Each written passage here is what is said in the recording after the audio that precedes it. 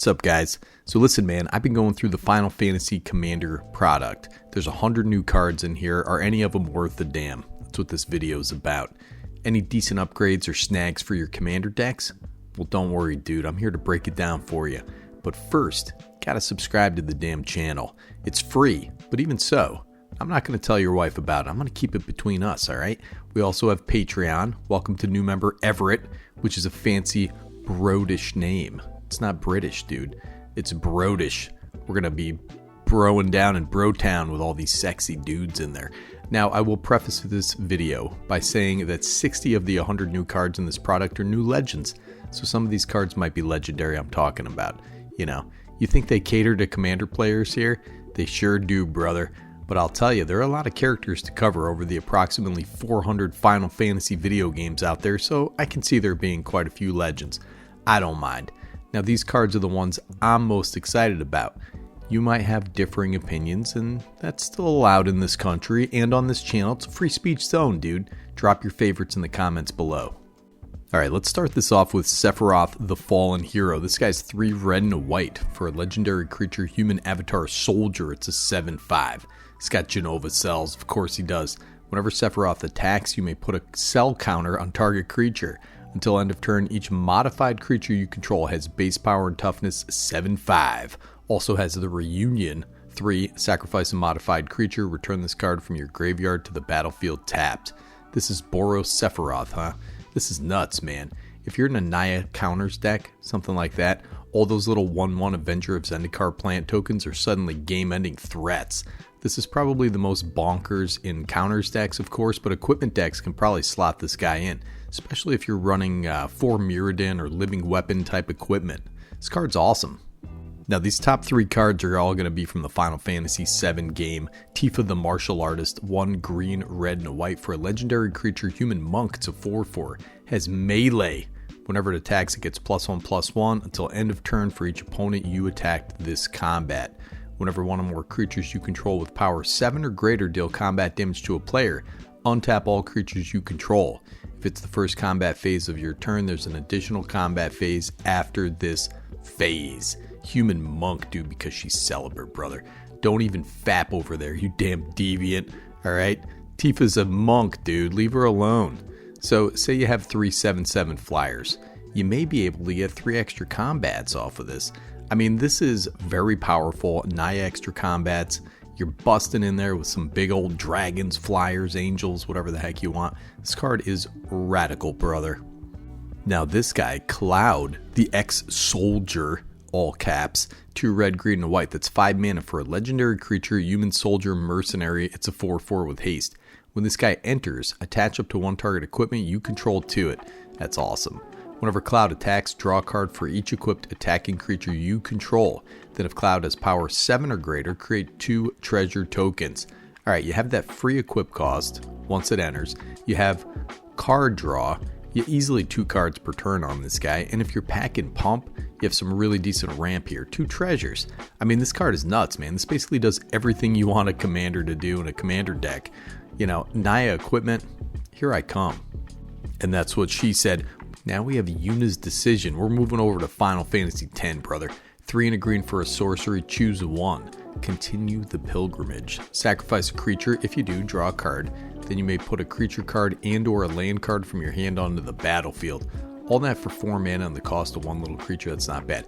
You also have Find Another Way. Return 1 or 2 target permanent cards from your graveyard to your hand.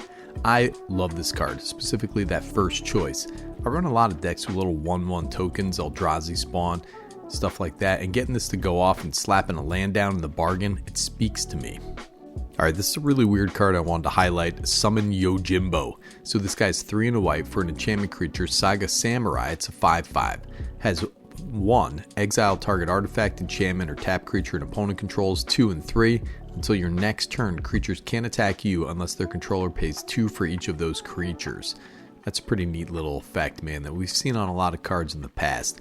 Has 4 create X treasure tokens, where X is the number of opponents who control a creature with power 4 or greater, has vigilance. Probably going to get a treasure token or 2 off of that. These saga creatures are pretty cool, man, I have to admit. It's really fitting for the summons from the games. I don't care what anyone says, man. This rips, dude. It's 4 mana for a damn 5/5 with all those freaking bonuses out there. I love this guy. It's only going to stick around for like 4 turns, but, you know, that's life, brother. A really weird card here, Esper's to Magisite. I like it though. 3 and a black for an instant. Exile each opponent's graveyard.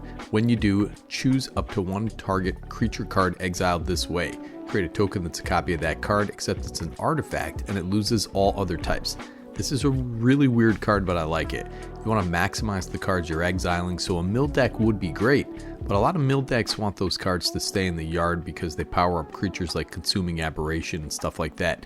This is a neat card. I'm not sure what to think about it, and it's kind of neat that it just comes back as an artifact. You know, you get a Consecrated Sphinx or something like that, or some ETB creature. It's pretty rad, dude. It's graveyard hate, and it's like a pseudo reanimate. Alright, back to the legends here. We have Lock the Treasure Hunter. So this is 1 black and a red legendary creature, human rogue.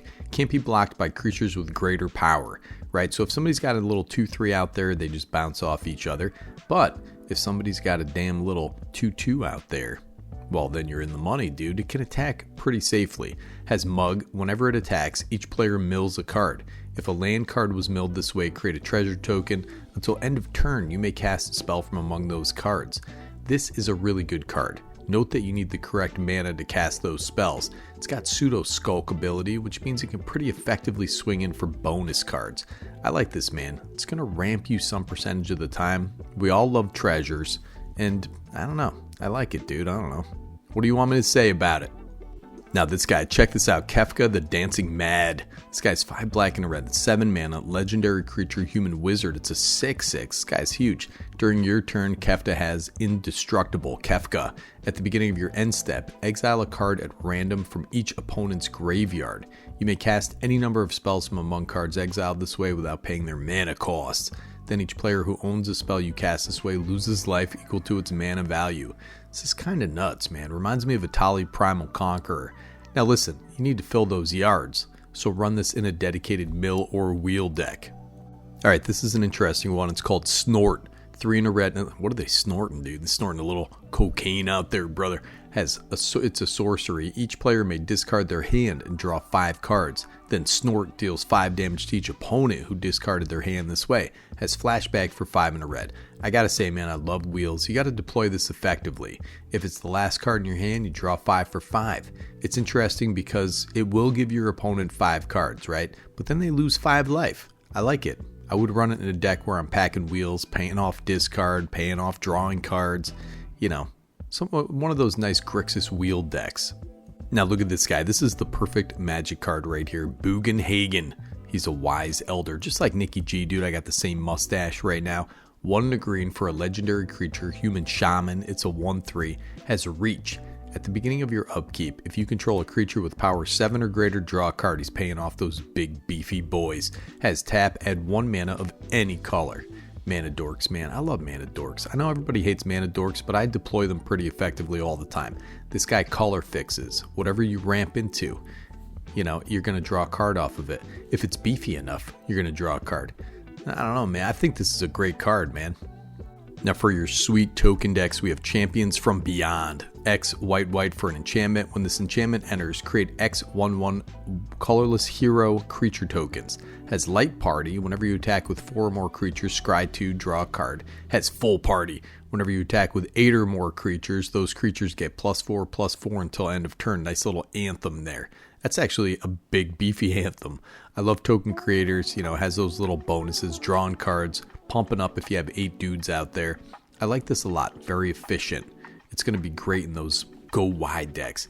It's going to draw you a couple cards, honestly.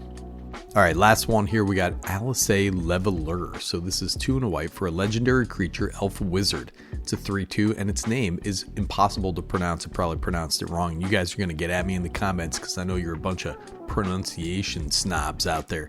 You're going to partner with Alphanod Leveler. Has first strike and dual cast. The second spell you cast each turn costs 2 less to cast. The partner pays off the second spell with some card draw. It's a 4-mana card, but this is a pretty amazing cost reducer regardless of what you're playing. I mean, I would just slap this in a lot of white decks. I mean, we like Soul Ring, right? So this is 2 mana that you get. It's a cost reduction. Can reduce instants if you're blasting multiple instants on your opponent's turns. If you build a commander deck around him and his partner, you got all those blue instants, man. I love it. I love this card. I think it's great. And that's my hot picks for today, dude. I'm not seeing a ton of power in this set, the collective commander set. The themes aren't super powerful, you know, creature 7 or greater. It's got some equipment themes, which I always like. I do like equipment decks. They're a lot of fun. There are a couple bangers here. So hopefully you get some nice discounts if you can get into this fantasy, man. I don't know. If you want to. And if you don't want to, get into some Eyes Wide Shut fantasy with your own wife, brother. Not somebody else's wife, because that's adultery. That's not better commander, dude. Keep it in your pants. Nikki G, Better Commander, signing off.